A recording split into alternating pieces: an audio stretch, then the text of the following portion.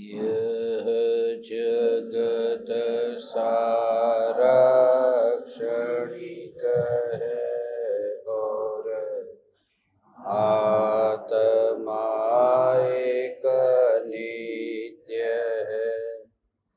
आत्मा का अनुभव बस एकमात्र नित्य है।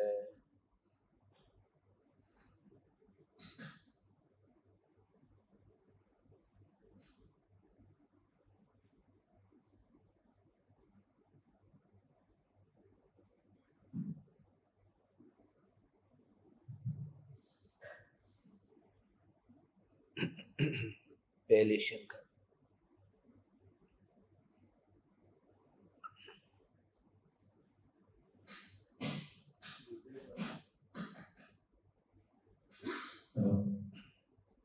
शंका है कि जब करंट अवधि से पहले प्रयोग होती है तो इसमें आपने बताया है कि इसमें प्रोबेबिलिटी और प्रोबेबिलिटी दोनों ही प्रयोग होती है। तो प्रयोग अवधि से पहले शुद्धि अवधि होती है और बीच में अवधि होती है। इसका मतलब अगर जीव को भी रुचि थी तो वो प्रयोग अवधि तक वो वहां तक पहुंच पाए। तो अभी उसके अंदर क्या प्रोबेबिलिटी के अंदर उसके परिणामों में क्या भेद है जिसके वजह से वो करंट अवधि तक नहीं पहुंच सकते।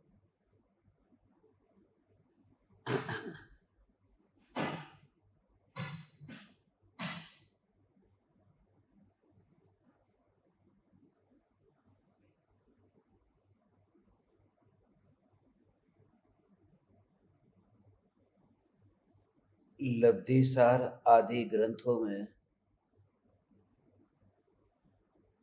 लब्धि का वर्णन किया है। अनादिकालीन मिथ्या दृष्टि जीव को सम्यक दर्शन की प्राप्ति से पूर्व 5 लब्धियां होती हैं। लब्धि का अर्थ है सम्यक दर्शन की उपलब्धि के साधन, ये लब्धि है। जो लब्ध तत्व है, लब्ध अर्थात सदा काल उपलब्ध, उपलब्ध तत्व है। इस उपलब्ध तत्व को पाने के लिए, अनुभव के लिए जिस मार्ग से यात्रा होती है उन 5 सीढ़ियों को लब्धि कहते हैं। उसमें 1 से लेकर के 4 लब्धि तक तो भव्य भी पहुंचते हैं और अभव्य भी पहुंचते हैं, मगर 5वीं लब्धि में मात्र भव्य जीव ही पहुंचता है, क्योंकि 5वीं लब्धि ऐसी है कि सम्यक दर्शन की प्राप्ति के अंतर मुहूर्त पहले का एक अंतर मुहूर्त का काल है। उस एक अंतर मुहूर्त काल में वो जो मिथ्यात्व कर्म है, वो मिथ्यात्व कर्म वहां पर टूटता है एक अंतर मुहूर्त काल पहले। उससे पहले जो भेद ज्ञान होता है, वो भेद ज्ञान प्रायोग्य लब्धि तक जो प्रयोग किया है, क्योंकि प्रयोग का परिणाम तो प्राप्ति होना चाहिए। देशना थियोरी है, प्रायोग्य प्रैक्टिकल है। विज्ञान में भी पढ़ते हैं तो पहले थियोरी समझाते हैं, उसके बाद में प्रैक्टिकल। मगर उस समय वो प्रयोग करते करते प्रयोग में उसका जोर जो है पर की और अधिक है और स्व की और कम है। भेद ज्ञान तो हो रहा है, नास्ति पर जोर है। जैसे जो बाई है अनाज के दाने को साफ करती है तो वो भेद ज्ञान करती है कि ये दाने हैं, ये कंकड़ है, दोनों अलग अलग है। मगर कंकड़ को जानना था, मगर जानने के साथ में उस पर इतना जोर नहीं देना था। जोर तो दाने पर देना था, क्योंकि दाना है, वह दाना पेट में जाएगा, वह शरीर बनेगा, कंकड़ तो चला जाएगा। तो वो जो भेद ज्ञान हम प्रायोगिक लब्धि में अभव्य जीव करता है, उसके तत्व विचार में पर के जोर से ही तत्व विचार होता है। पर के जोर से माने मैं बुद्धि नहीं हूं, मैं देह नहीं हूं, मैं विकल्प नहीं हूं, मैं परिणाम नहीं हूं, नहीं हूं पर जोर है, मगर जो अस्थि है वो अस्थि का भाव ही उसे नहीं आता, न उस अस्थि की रुचि है। इसलिए मैं आप परमात्माओं से ये इसलिए कहता हूं कि आपको सम्यक दर्शन होगा, क्योंकि अस्थि पर जोर आया है कि कौन हूं मैं, नहीं हूं, नहीं हूं, नहीं हूं। इस दुनिया में अपना क्या है, क्या लेकर आए थे, क्या लेकर जाएंगे, सब यहीं छोड़कर जाने वाले हैं, सब यहीं छोड़कर जाने वाले हैं। मगर वो जो जाने वाले हैं बोलते हैं, उस तत्व में क्या है, वो जो अहोभाव नहीं आता है। तो जिस जीव को इस सत्ता का, निज सत्ता का अहोभाव आए, वह जीव करण में प्रवेश करता है। तो प्रायोग्य लब्धि में प्रयोग ठीक तरह से करता है, मगर अंदर का जो तत्व है वो बाहर से ऊपर ऊपर से ही प्रयोग चल रहा है। सांस चल रही है तो सांसों का निरीक्षण करो, अंदर जा रही है, बाहर आ रही है, उन सांसों को जानने वाला, देखने वाला मैं हूं। सांस मैं नहीं हूं, सांसों को देखने वाला मैं हूं। तो अपनी जो आइडेंटिटी है वो सांसों को जानने वाले के रूप में ली है, मगर अपनी आइडेंटिटी सत्ता के साथ में उसे कनेक्ट करके उसे फील नहीं हुई। वो जो अग्नि है वो वस्तु को जलाने वाली है, मगर वह जो अग्नि है वो उसका मूल स्वभाव क्या है उस पर जोर न आया। पानी किसे कहते हैं कि जो प्यासे की प्यास को छिपाए, वह पानी है। मगर प्यासे की प्यास को छिपाता है, उस पानी की परिचय के लिए उस प्यासे को बीच में क्यों घुसाते हो? ये बताओ कि जिसमें हाइड्रोजन है, ऑक्सीजन है, H2O, ये पानी है।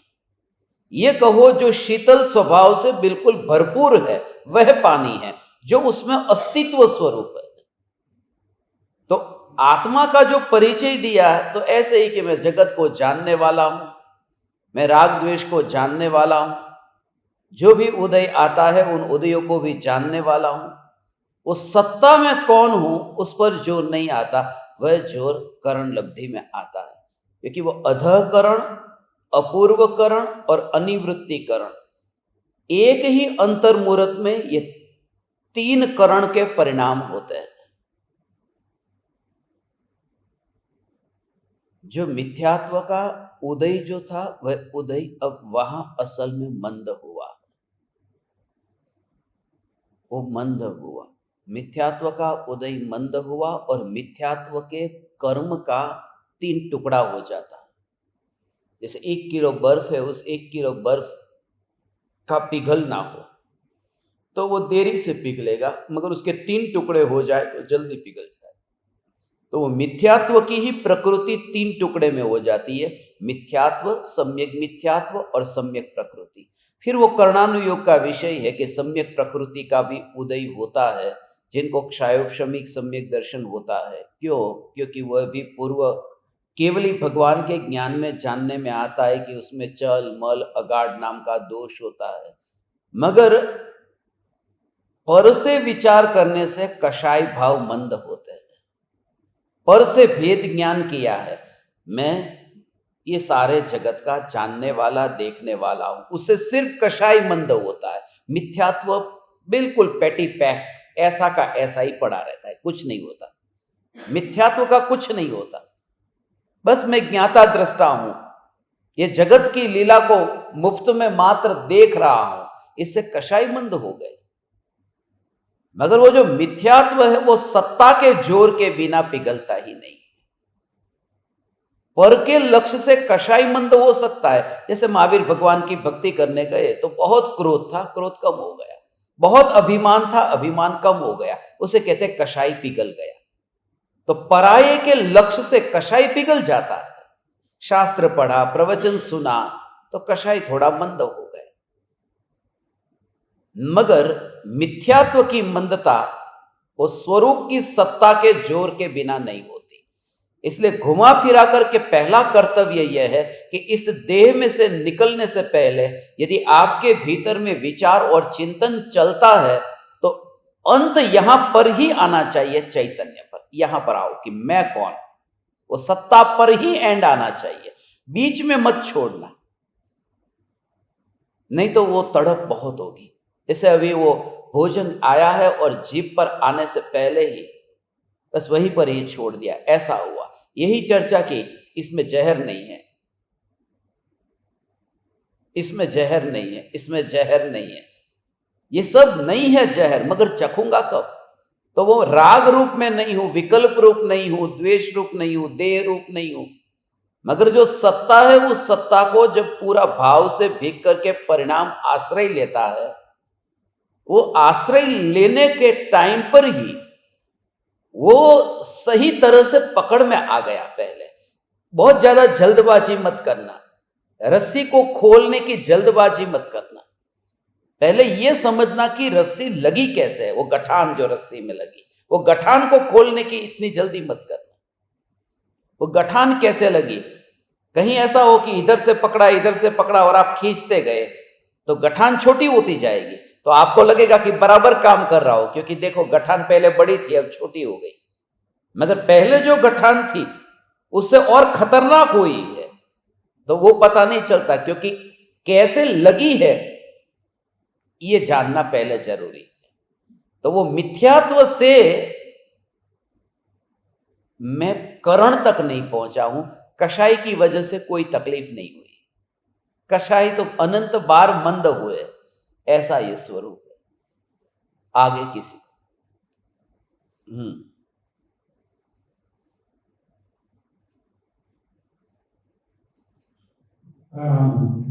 चेतन पर्याय की स्वतंत्रता का भान होने पर चिंतन के दौरान मुझे ऐसा प्रतीत होता है कि वो प्राप्ति का जो विकल्प है कहीं न कहीं छुपा होने से जो तत्वों पर जोर जाना चाहिए वो जोर नहीं।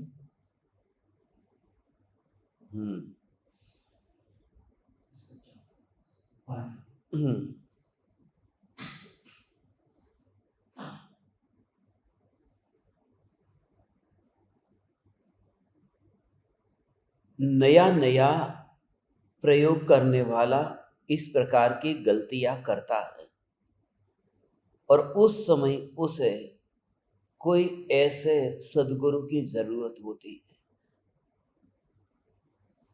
जिसके हाथ में कमांड हो। आप जो गाड़ी सीखने के लिए गए तो उस समय शुरुआत में ऐसा होगा, आप सबने गाड़ी सीखी है, जब गाड़ी सीखते हैं तब आपको पता है कि रास्ता अलग है, स्टेयरिंग अलग है, सबको पता है। मगर जब भी गाड़ी चलाई होगी लाइफ में पहली बार, आपने स्टेयरिंग को थोड़ी देर तो देखा होगा, फिर जो पास में बैठा है वो कहेगा कि भाई इधर मत देख, सामने देख। वो स्टेयरिंग जो है वही पर्याय है, घूमेगी, पलटेगी, परिणमित होगी, वह पर्याय होगी। तो जब अभ्यास शुरू होता है, वो वहां जहां पर्याय पर बैठा है, जो पर्याय का कमांड उसके हाथ में है, तो वो पहले वही देखेगा कि पर्याय अंदर में पलटी या नहीं पलटी। लक्ष्य का निर्णय नहीं है। अभी बोलते हैं कि पर्याय अलग है, द्रव्य अलग है, मगर पर्याय पर ही पूरा बैठना हो रहा है, और उसके हाथ में कमांड है जो गाड़ी सिखा रहा है। इसलिए एक ब्रेक तो ड्राइवर के पास है, दूसरा एक ब्रेक होता है सिखाने वाले के पास होता है, क्योंकि उसे पता है जब इसके हाथ में कंट्रोल नहीं होगा, इसके वश में नहीं होगा, तो कम से कम मरने से तो बचेंगे दोनों। मगर वो तैयार हुआ, कमांड देने को भी तैयार हुआ।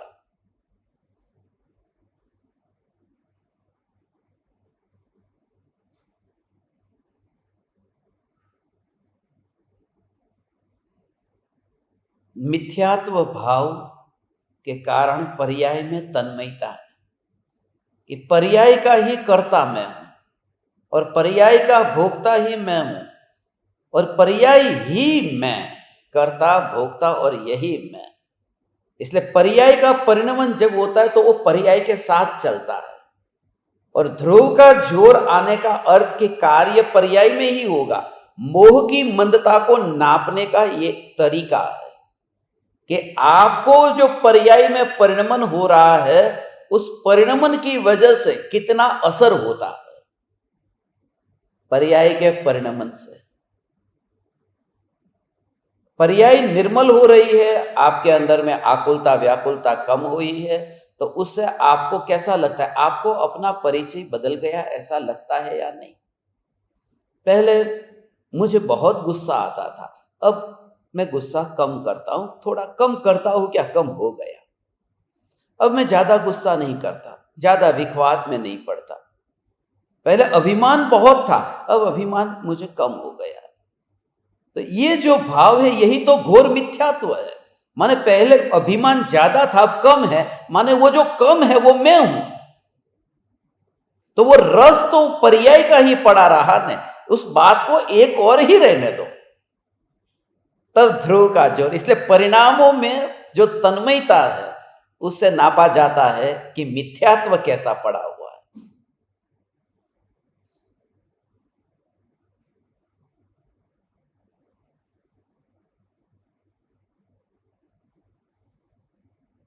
इसलिए सदनिमित्त में रह करके डायरेक्शन की जरूरत है, क्योंकि लगाम ही नहीं रहती, कहां भूल कर बैठे।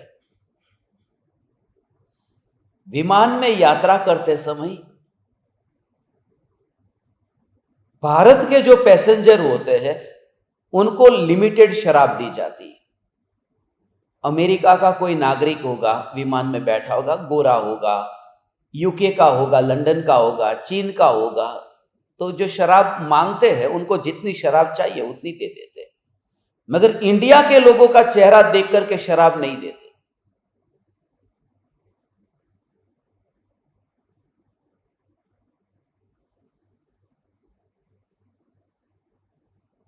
उसके पीछे इन लोगों के स्वभाव कारण है। अब यूके का कोई व्यक्ति शराब पिएगा, शराब की एक आध गिलास उसने, एक आध पैग उसने ले लिया, उसके बाद में वो कहेगा आई विल स्लीप नाउ, मैं अब सो जाऊंगा।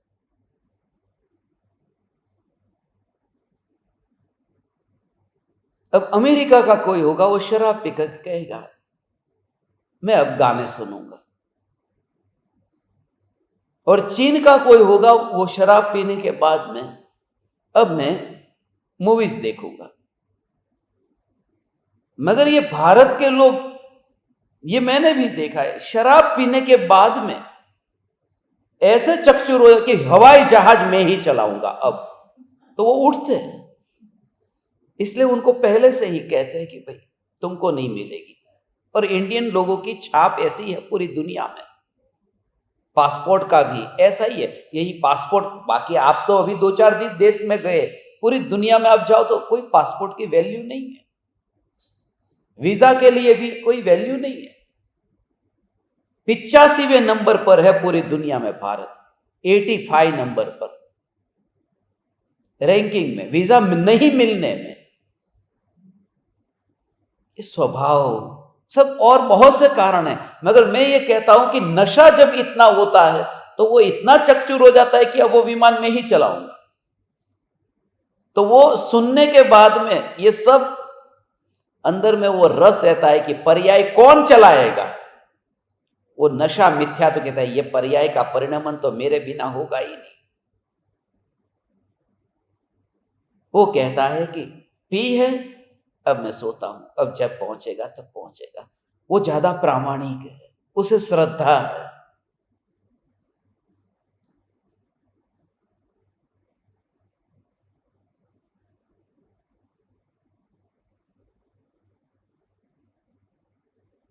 और किसी को कुछ कहना, हाँ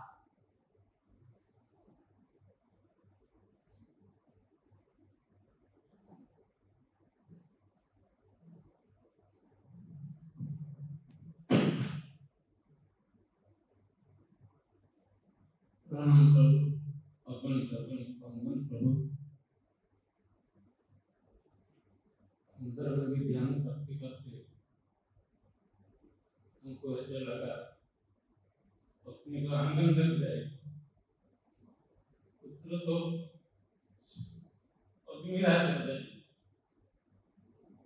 और समाज सब संसन घट मगर इतना मेरा जो परम परम तो भाव है, सुबह सुबह तो मेरा साथ जन्म तक चेकअप कराता है और जन्म कराता है, परम परम है भाव ही मेरे साथ अनादि अनंत रहता है। मैं स्वयं परम परम भाव स्वरूप हूँ। आपने पढ़ा नहीं है? हाँ। कहाँ पढ़ा? किताब में पढ़। सही है। वो भी व्यवहार की बात है जो कहा पत्नी आंगन तक ही रहेगी और पुत्र अग्निदाह तक, समाज स्मशान तक, ये सब जिन्हें हम रिश्तेदार कहते हैं वे सब बाराती है स्मशान घाट तक पहुंचाने के लिए।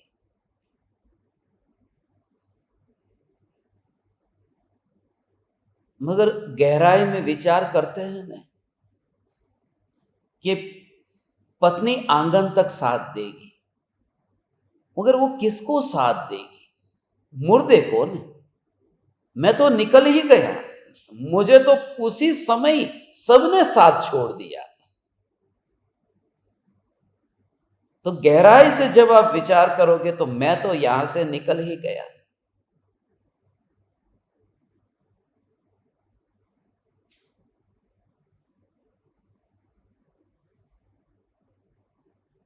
जो भी यहां पर बाहर में जिनके लिए मैं दिन रात कमाई करता हूं और आगे आने वाले भविष्य के लिए भी कुछ करके जाना चाहता हूं। अब मैं पूछता हूं, आपको याद है अपनी 7 पीढ़ी तक का नाम? पापा के पापा के पापा के पापा के पापा के पापा नहीं याद है? कितनी पीढ़ी तक याद है? 2 3 बस। और कौन थे मालूम है? पापा के पापा के पापा के पापा कौन? हो सकता है आप ही हो, घूम फिर करके फिर दोबारा आए हो। हम वही हो सकते हैं, चक्कर काट करके थोड़ा घूम फिर करके फिर उस परिवार में पैदा हुए। अब दूसरी बात यह भी है कि जिनका नाम हमें पता नहीं है, नाम तक नहीं पता, तो अब हम कमाई कर रहे हैं कि बेटे के लिए, फिर उसके बेटे के लिए। चिंता तो होती है ना, बेटे के बेटे की। सबको ज्यादातर जो भाव है वो बेटे के प्रति कम है, बेटे के बेटे के प्रति ज्यादा है। आप खुद देखना, अपने बेटे से इतना समय आप नहीं बैठते, बेटे के बेटे के साथ में आपका जो बॉन्डिंग है वो ज्यादा है। बेटा काम में पड़ा है, वहां व्यापार में, ऑफिस में, मगर बेटे का बेटा है। अब और आगे जाओ तो जिसका नाम भी याद नहीं है, तो भविष्य में भी मेरा नाम कौन याद रखेगा? और जो नाम तक याद नहीं रखने वाला, उनके लिए मैं भविष्य की इतनी चिंता करता हूं कि क्या होगा। इसलिए यदि 2 टाइम की रोटी मिलती है और उतना पैसा है, मैं तो सभी से कहता हूं उतना पैसा है और संतोष है, बस तो सिमट जा।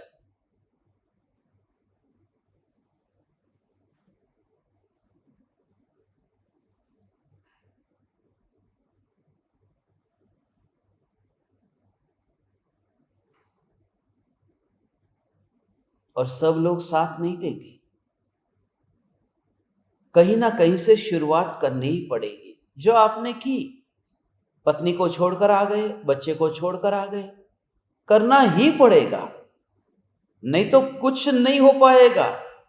कि उनकी अनुमति नहीं है, वे खुश नहीं है, उन्हें जरूरत है प्रत्येक स्त्री को, प्रत्येक बच्चे को वो जरूरत है कि उनकी जरूरत की पूर्ति कौन करेगा, मगर कहीं से शुरुआत करनी पड़ती है।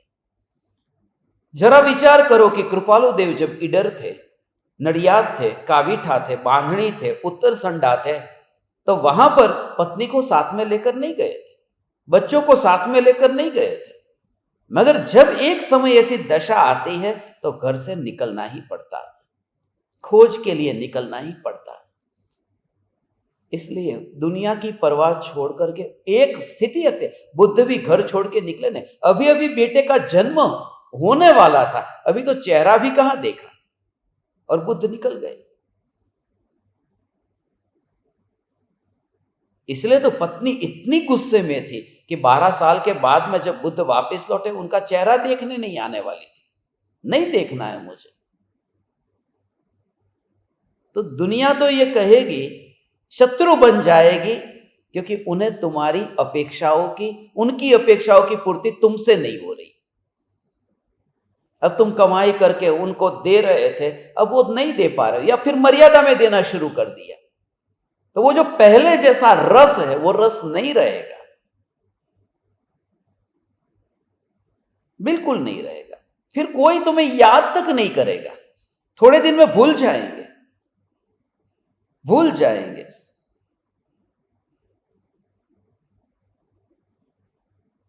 कोई याद नहीं करता।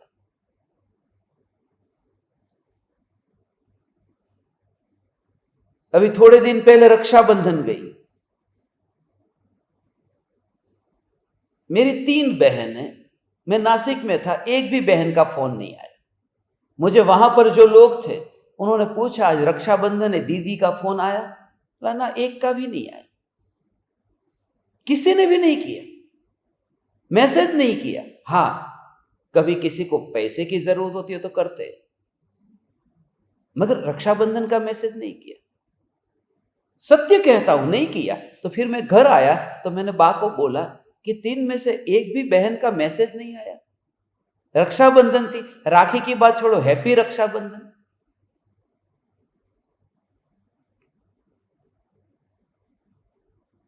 तो बा ने फिर कहा, उनको पूछा, तो उन्होंने ये कहा कि हम इतने फोन करते हैं, कभी फोन उठाते ही नहीं है, इसलिए उनको फोन बोन करना बंद ही कर दिया।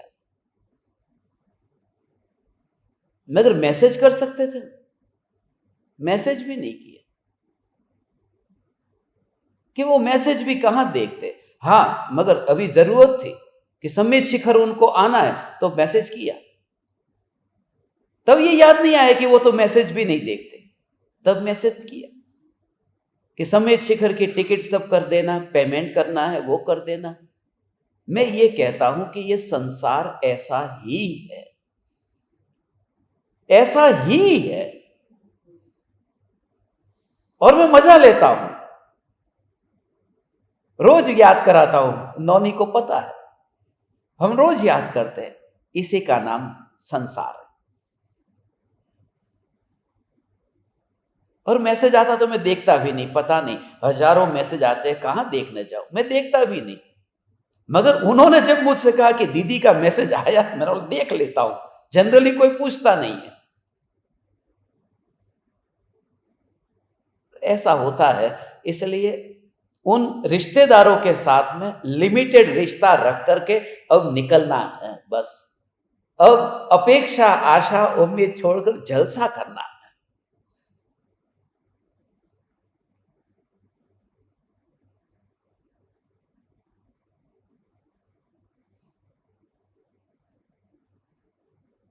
और किसी को कुछ कहना है?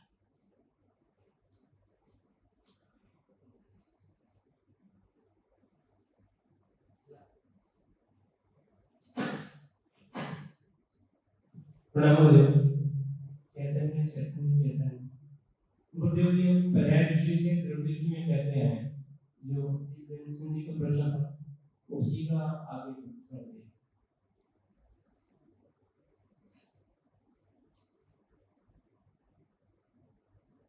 विक्रम की शंका के समाधान में एक बात कहनी रह गई,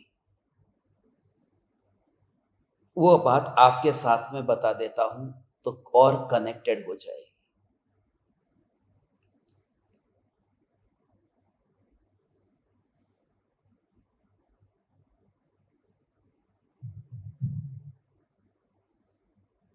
सूक्ष्म है, 10 प्राण है जो द्रव्य प्राण है। द्रव्य प्राण में 5 इंद्रिय, 3 बल, आयु और श्वासोच्छ्वास। 3 बल माने मन, वचन, काया। उनमें से 4 प्राण है वो सभी जीवों के होते हैं।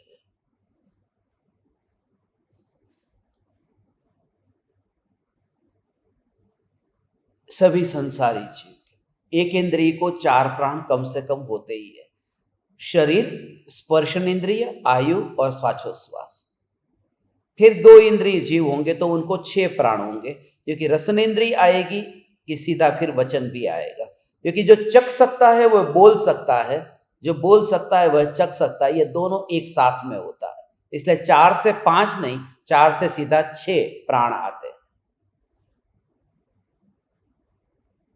ये व्यवहार प्राण है जिससे जीव जीता है, और निश्चय प्राण है, उस निश्चय प्राण को कहते हैं जीवत्व। ये जीवत्व शक्ति जो है जिससे जीव जीता है, चैतन्य प्राण, उसी का नाम परम पारिणामिक भाव है। उस परम पारिणामिक भाव पर दृष्टि यही द्रव्य दृष्टि है।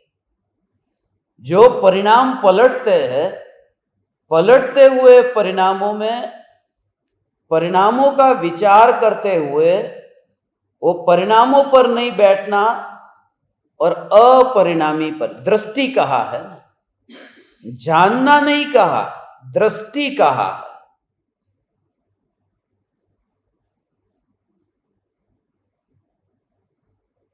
और जो पर्याय मेरे द्वारा कुछ किए बिना अपने आप ही जन्म लेती है, मर जाती है, ऐसी ये पर्याय।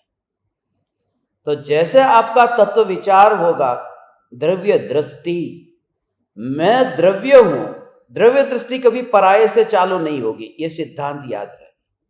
ये सिद्धांत है कि मैं इन्हें परमात्मा देखूं, इन्हें परमात्मा देखूं, पर्याय के रूप में न देखूं, ये हो ही नहीं सकता। नियम है, क्योंकि चौथे गुण स्थान में जब हम प्रवेश करते हैं तो पहले ही आत्मा की अनुभूति में मैं परमात्मा हूं ये निश्चय होता है। वो तो ध्यान की अवस्था है ना। फिर बाहर आया तो चींटी परमात्मा, मकोड़ा परमात्मा, मगर वो बाद की बात है।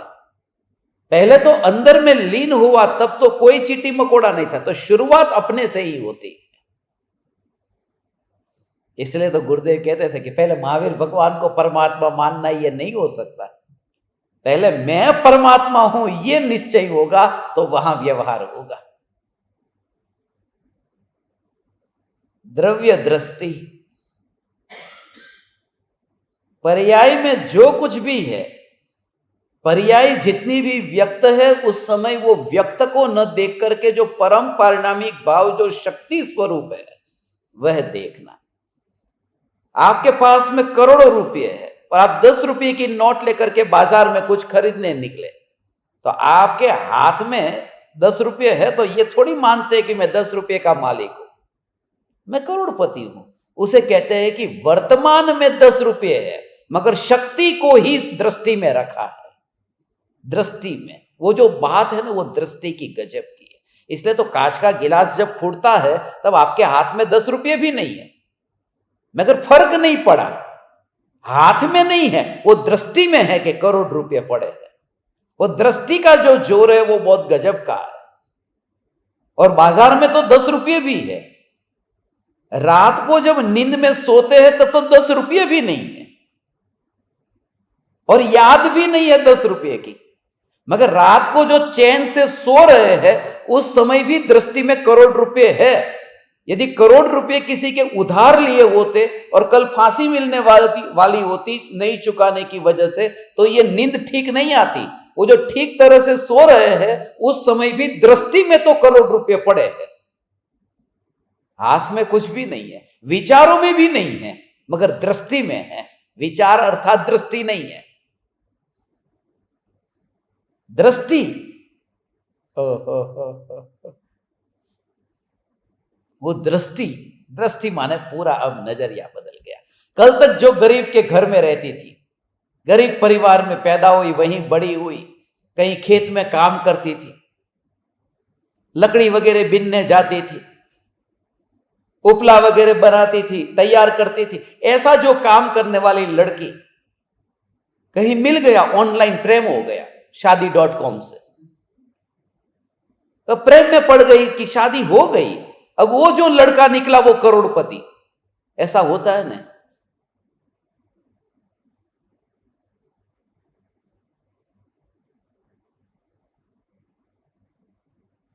अब वो लड़का प्रेम में पड़ी और उसने शादी की, वहां गई करोड़पति के घर में। अब करोड़पति के घर में जाकर के वहां पर अब उसका रुआब ही बदल गया। ए ड्राइवर, गाड़ी निकालो।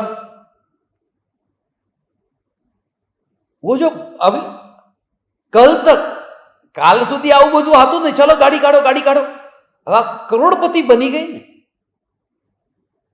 રોજ સવારે દાતડી કાઢો, નીંદવા જવાનું, હવે કે गाड़ी काढो। दातड़ी माने वो पता है, वो जो हथियार होता है ना जिससे वो घास निकालते हैं खेत में, क्या बोलते हैं उसको? हाँ बस बस समझ गए ना। बस तो वो है, वो दृष्टि में वो आ गया कि मैं करोड़पति हूं, करोड़पति की पत्नी हूं, माने करोड़ों रुपये मेरे हैं। और उसके हस्बैंड ने दिखाए भी नहीं, करोड़ रुपए दिखाए नहीं है, खाली घर देखा, गाड़ियां देखी तो पता चल जाता है कि भाई ये करोड़पति होगा। हो सकता है वो लोन से लिया हो और कर्ज इतना दुनिया का इकट्ठा किया हो। आज के जमाने में ये निर्णय करना भी मुश्किल है कि खाली घर देख करके, गाड़ी देख कर कि वो करोड़पति है। करोड़ों का कर्जदार हो सकता है, मगर दृष्टि में उसके दिमाग में दृष्टि में आ गया कि मैं करोड़पति हूं। इसलिए उसका बैठना उठना ये सब बदल जाता है। ओहो हो।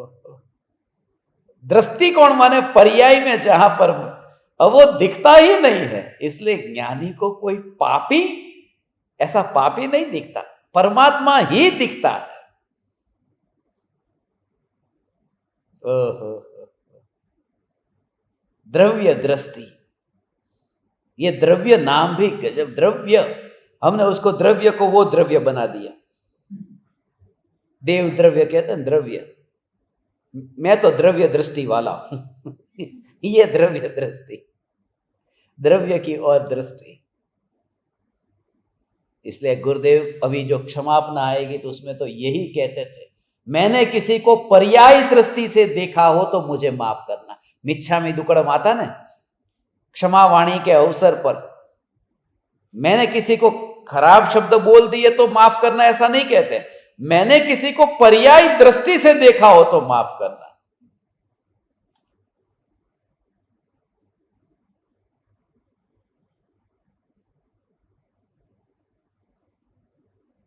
इसका मतलब ये है, ओहो, किसी को पर्याय दृष्टि के हो, किसी को भी पर्याय दृष्टि से देखा हो तो माफ करना। कभी ये भाव आया?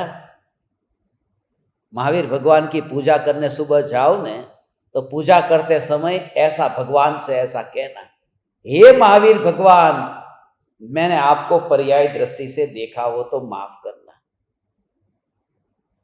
और देखा ही है। महावीर भगवान वो क्या पर्याय है ना। महावीर भगवान को सिद्ध अवस्था के रूप में देखा, तीर्थंकर के रूप में देखा, तो यह मिथ्या दर्शन है। तो सम्यक दृष्टि जब मंदिर जाता है तो महावीर भगवान को महावीर भगवान नहीं देखता, बिल्कुल नहीं देखता।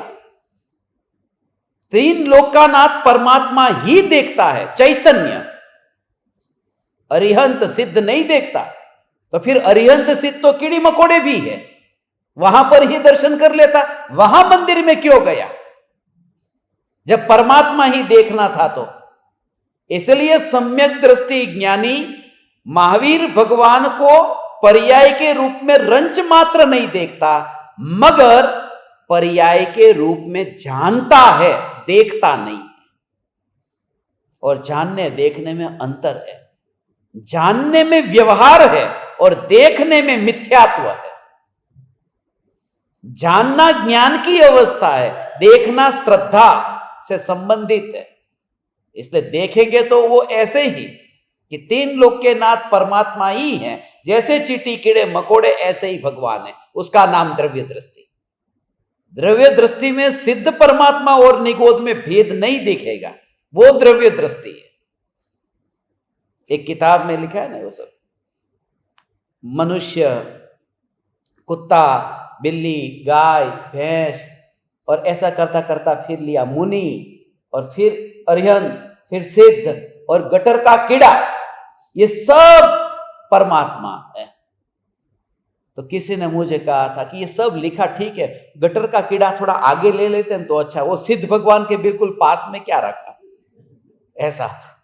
तो देखना है द्रव्य के रूप में, और मैंने जानबूझ करके बुक में लिखा था कि लास्ट में गटर का कीड़ा और सिद्ध भगवान को पास में रखा था।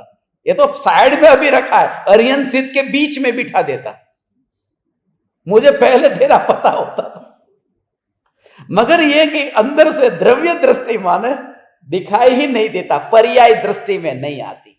और ज्ञान में फिर जानता है कि आप वितरागी है, आप अरिहंत है, आप सिद्ध है, मैं पापी हूं, मैं झुकता हूं, ये भक्ति का भाव आता है। ये सब ज्ञान में जानता है, तो व्यवहार बिल्कुल यथा योग्य करता है, नहीं तो गड़बड़ हो जाएगी ना।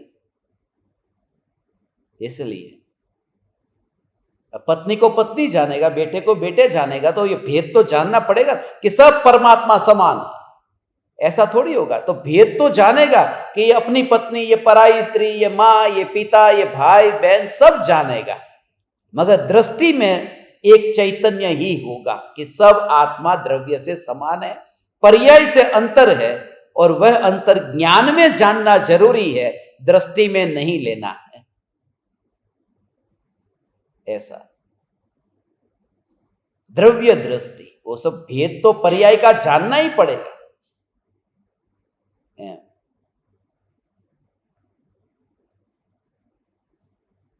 કાનની જે કડી હોય એ કાનની કડીને લોકો નાકમાં પહેરી લે છે, એનું નામ પછી ઓલી નથડી આપી દે।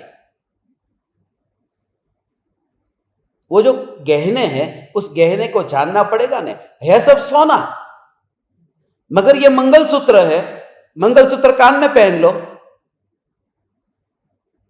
तो ऐसा कैसे चलेगा। अब हाथ की जो चूड़ी है, उस चूड़ी को कान में पहन लो, ये नहीं। तो भेद जानना कि इसे चूड़ी कहते हैं, ये मंगलसूत्र है, तो ये सब जानना। मगर जब अंदर में रात को सोते हैं तो मेरे पास में 10 किलो सोना, 10 तोला सोना पड़ा है, वो दृष्टि में सोना ही पड़ा है, मैं इतना धनवान हूं। तो ज्ञान में जानना और दृष्टि में सोना ही देखना, बस। वहां किसी के सामने बताना नहीं।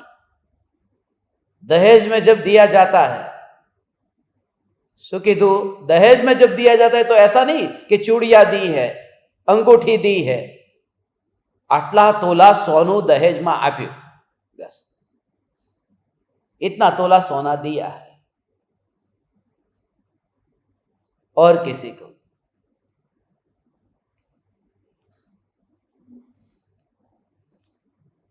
ये उत्तम अवसर है वो चर्चा करने का, बाकी मौका मिलता ही नहीं है साल में कभी, इसलिए जो आ गए वो तो धन्य है। हाँ, प्रणाम गुरुजी, प्रणाम। चैतन्य एक प्रॉब्लम है कि देव को तो बहुत जाना, हम कहाँ से जान रहे हैं, गैप भी समझ में आ रहा है, मगर इसके बीच में जो ज्ञान है वो पकड़ में नहीं आ रहा है, वो अप्लाई नहीं हो रहा है। तो ऐसी कौन सी थ्योरी या सिद्धांत या कौन सी प्रैक्टिस करें कि वो ज्ञान पकड़ में आए? वो ज्ञान पकड़ में नहीं आ रहा है, किससे पकड़ते हैं वो जरूरी है, जानना जरूरी। अब आप रोटी पकड़ने के चिमटे से हीरा पकड़ना चाहे तो पकड़ में नहीं आएगा, संडसी से हीरा पकड़ना चाहे तो पकड़ में नहीं आएगा। तो जिससे पकड़ना चाहते हैं वो वस्तु क्या है वो समझना है। तो अक्सर यही होता है कि हम बुद्धि से ज्ञान को पकड़ना चाहते हैं, जो पकड़ में नहीं आएगा। ओ हो, क्योंकि भगवान, वो बुद्धि जो है, बुद्धि बाहर में है और स्वरूप भीतर में है। वो बाहर की बुद्धि भीतर में स्वरूप को नहीं पकड़ पाती है, उसको अंदर प्रवेश ही नहीं मिलता। जो कचरा बीनने वाला है वो कहे कि मैं राजमहल के अंदर जो तिजोरी में हीरा है उस हीरे को पकड़ लूं, मगर उसको अंदर प्रवेश तो मिलना चाहिए ना। तो जो बुद्धि चलती है वो बुद्धि बाहर में चलती, वो क्षयोपशम ज्ञान का उघाड़ है, उस बुद्धि से तो पकड़ता ही नहीं है ज्ञानी। तो पहले ये चेष्टा जो है बुद्धि से पकड़ने की वो छोड़ दो। सहज, सहज अर्थात सहज। ओ सहज माने चेष्टा नहीं करना। ओ जितना फील कर सको उतना करो। पकड़ना, जानना, ये नहीं करो। जो फील हो रहा है ज्ञान, क्योंकि वो जो फील है ना, वो फील बुद्धि नहीं करेगी, वो अंदर में ज्ञान ही ज्ञान में फील करता है। अरूपी ज्ञान है, ज्ञान अरूपी है, और तो अरूपी ज्ञान अरूपी से ही जानने में आएगा, वो बुद्धि से जानने में नहीं आएगा। बुद्धि रूपी है। ओ हो, बुद्धि रूपी है, बुद्धि पुद्गल है।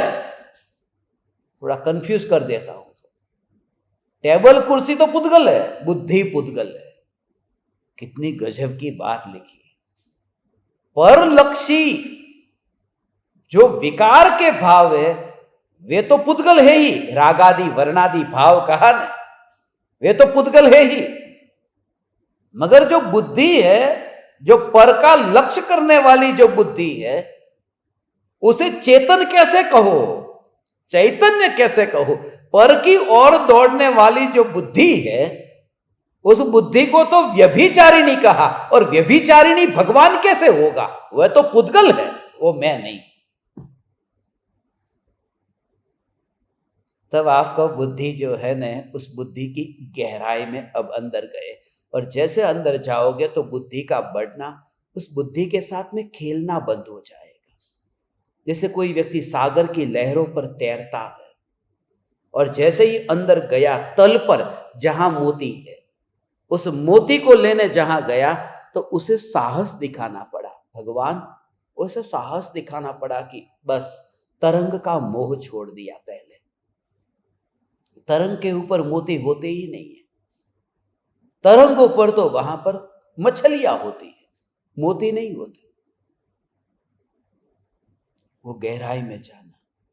तो बुद्धि में जब आप सुनते हो, सुनते समय कोई विषय आपकी समझ में आता है, अच्छा लगता है, ज्ञान पाया, जाना, और जान करके फिर उसमें गहराई में जाना, और गहराई में जाना अर्थात उस ज्ञान की अवस्था में रो मटेरियल को ढूंढना। जितना रो मटेरियल से नजदीक गए उतनी गहराई। यह गहराई माने कोई क्षेत्र वाली गहराई नहीं है जो ज्ञान में, कि अभी ऊपर की चमड़ी है, फिर थोड़ा अंदर जाना है, फिर अंदर जाना है, ऐसी गहराई नहीं है। गहराई का मतलब कि जो ज्ञान की अवस्था है, जो आप अभी जानते हैं, उस जानने में रस न लेकर के सत्ता मात्र में रस है आपका। तो ऐसा प्रयोग करते करते जब आप शांत होकर के, कुछ भी बोझ लेकर के नहीं बैठे, शांत होकर एक जगह बैठे हो, उस समय वो गहराई में जाना, तो लिटरली आपको ऐसा फील होगा कि बुद्धि को पकड़ा ही नहीं उस बुद्धि से। और जैसे कोई व्यक्ति फिर ऐसे बात करता हो ना, वो जो मकान देखा, कितना अच्छा मकान है, तो आपके चेहरे की रेखा नहीं बदलती, ऐसे ही। हाँ, ऐसे ही जब कहे कि क्या बुद्धि है, क्या बुद्धि है, तो ज्ञानी को अंदर में वह जो स्पर्शना है ना, वो मात्र ज्ञान की ही होती है।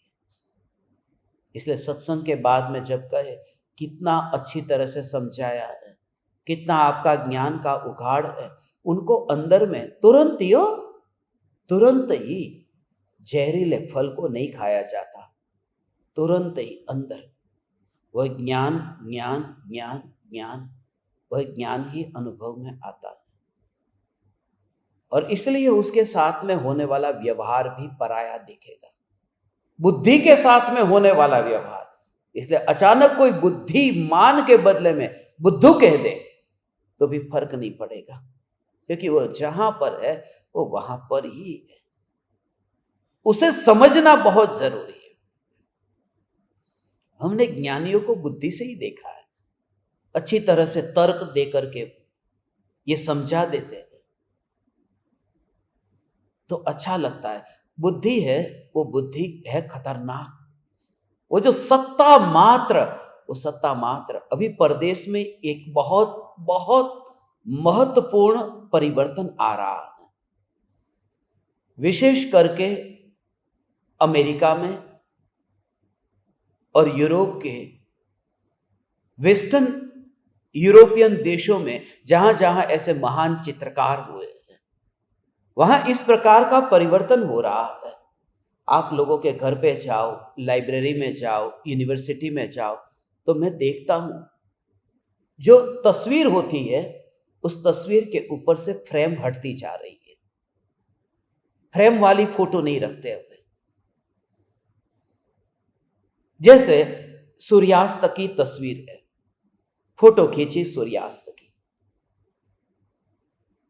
और फिर किसी ने पेंटिंग बनाया सूर्यास्त का, पिकासो हुआ, वान वाग हुआ, वो ऐसा पिक्चर बनाया, उसने चित्र बनाया, और फिर हम फ्रेमिंग करके फिर घर में रखते हैं तो उसकी वैल्यू डाउन मानते हैं, क्योंकि जहां पर सूर्य का अस्त हुआ था वो जो दृश्य था, उस दृश्य में कहीं फ्रेम नहीं थी, उसे खुला रहने दो। नेचुरल का मतलब फ्रेमिंग वाला नहीं चाहिए चित्र, नेचुरल फ्रेमिंग नहीं चाहिए। वो फ्रेमिंग बहुत खतरनाक है, और फ्रेमिंग जो है वो पिक्चर जो है उसकी वैल्यू को कम कर देती है। रियलिटी जो असली पिक्चर है उसके लिए वो जो चित्र बनाया, उस चित्र के अंदर थोड़ी बॉर्डर दे दी, और वो जो बॉर्डर है ना, उस बॉर्डर का नाम तर्क है। जो ज्ञान हमें देखना था नहीं देख पाते, क्योंकि हमने चारों ओर फ्रेमिंग किया हुआ है। बुद्धि, तर्क, युक्ति, अलग अलग प्रमाण, वाद विवाद, ये सब फ्रेमिंग में फिर ज्ञान को फिट किया है। नहीं, ये सब फ्रेम हटाओ तो नेचुरल जो ज्ञान है वही रियलाइज होगा। उसे जानना, मगर कोई सूक्ष्म दृष्टि जान पाता है, बाकी नहीं जान पाते, क्योंकि फ्रेम की आदत इतनी हो गई। वो फ्रेम है, फिर वो हमारा माइंड डाइवर्ट कर देती है। फिर वो फ्रेम भी डिजाइन वाली है, रंगीन है, तो फिर चित्र पर ध्यान कम जाता है, फ्रेम पर ज्यादा जाता है, इसलिए वो तस्वीर लगाने में अच्छा लगता है। सद्गुरु अर्थात बिना फ्रेम की तस्वीर, जो जैसा है ऐसा है। इसलिए मैं भी चाहता हूं यहां पर अब जो भी तस्वीर लगाई जाए वो बिना फ्रेम की हो। मुझे बहुत अच्छा लगा आइडिया, और पिकासो के चित्र ऐसे ही थे, बिना फ्रेम के थे।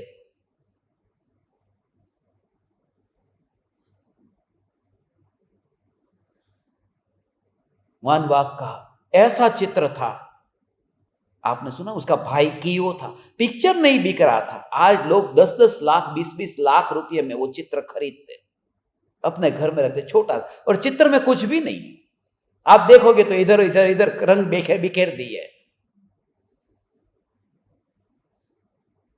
लोगों को पता ही नहीं चले। और पिकासो का एक चित्र का प्रदर्शनी एक जगह थी, तो वहां सब चित्र लगाए हुए थे,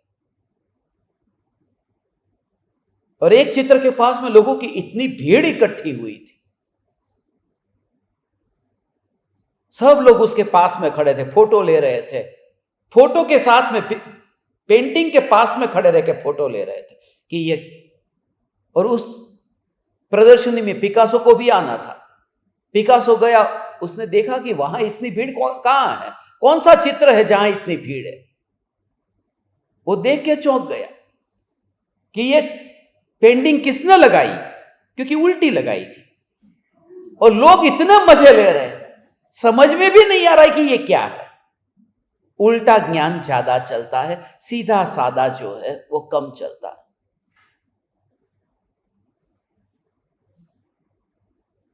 इसलिए आपको लगता है मैं बहुत पापी हूं, लगेगा क्योंकि मैं सरल हूं, मैं जैसा हूं ऐसा बोल देता हूं, मैं ड्रामा नहीं करता हूं, मैं फ्रेम को हटाना चाहता हूं, मैं पढ़ पढ़ कर बोलता हूं, मुझे गुस्सा बहुत आता है, मुझे ये सब, मैं जैसा हूं ऐसा हूं, मुझे फ्रेम नहीं चाहिए। मगर कौन जानता है, तुम अभी नहीं जान पाओगे। जिस दिन तुम जानोगे, जिस दिन तुम जान जाओगे, उस दिन तुम जान से जाओगे।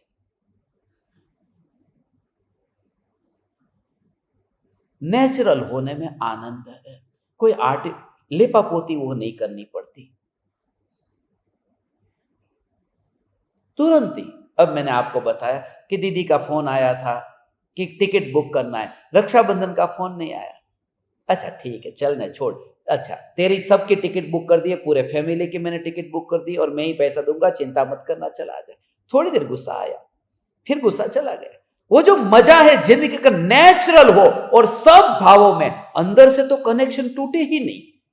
वो जो कनेक्शन अंदर का आपका जब जुड़ जाएगा, उस समय आपको महिमा आएगी कि कैसा ये स्वरूप, कि उदय की धारा इतनी सेपरेट चलती है और अंदर का कनेक्शन छूटता ही नहीं है। वह जो सत्ता, सब दृश्य देखते, इधर बादल बने, इधर देखा बिखर गए, इधर बने इधर बिखर गए, मगर आप उस जगह से तो हिले ही नहीं। इसलिए सौगानी जी कहते हैं मैं उस भूमि पर खड़ा हूं, चैतन्य की भूमि पर खड़े रहो और फिर बादल बने बिखरे उसे देखते रहो। भूमि को मत छोड़ना, चैतन्य भूमि को मत छोड़ना। ऐसा है बिना फ्रेम की तस्वीर, बस इतना याद रखना, बिना फ्रेम की तस्वीर हो जाए। इस बच्चे ने भी एक तस्वीर बनाई थी, ये बेटी बैठी है, बहुत अच्छी मुनिराज की तस्वीर बनाई थी, उसमें फ्रेम थोड़ी थोड़ी तो बॉर्डर दे दी थी, इतनी भी पतली भी बॉर्डर नहीं चाहिए, बिल्कुल बस एक चित्र ऐसा बनाओ जहां बॉर्डर ना हो। यहां सब जगह देखो बॉर्डर दी, सब चित्र में बॉर्डर, कोई फ्रेम नहीं चाहिए। और ऐसा चित्र, क्योंकि जो मनुष्य है, उस मनुष्य जब हम खड़े होते, हमारी चारों ओर फ्रेम होती ही नहीं है, हम जैसे है ऐसे है, ऐसा ही चित्र रहने दो ना।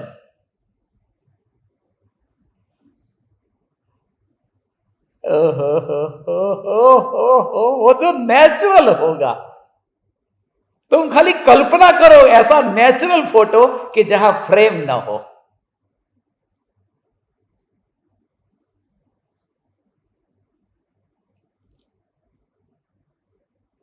हमारी रुचि फ्रेम में ज्यादा है, लोग खास फ्रेम देखने के लिए जाते हैं दुबई फ्रेम में, फ्रेम के पास में फोटो की फ्रेम बनाते हैं, नहीं होती है तो भी।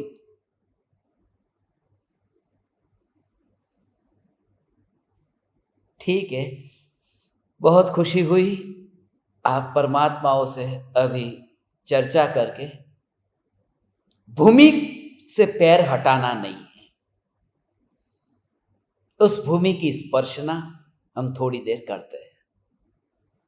अहो अहो श्री सद्गुरु करुणा सिंधु अपार, इस पामर पर प्रभु किया अहो अहो उपकार, अहो अहो उपकार। देह सहित जिनकी दशा वरते देहातीत, उन ज्ञानी के चरण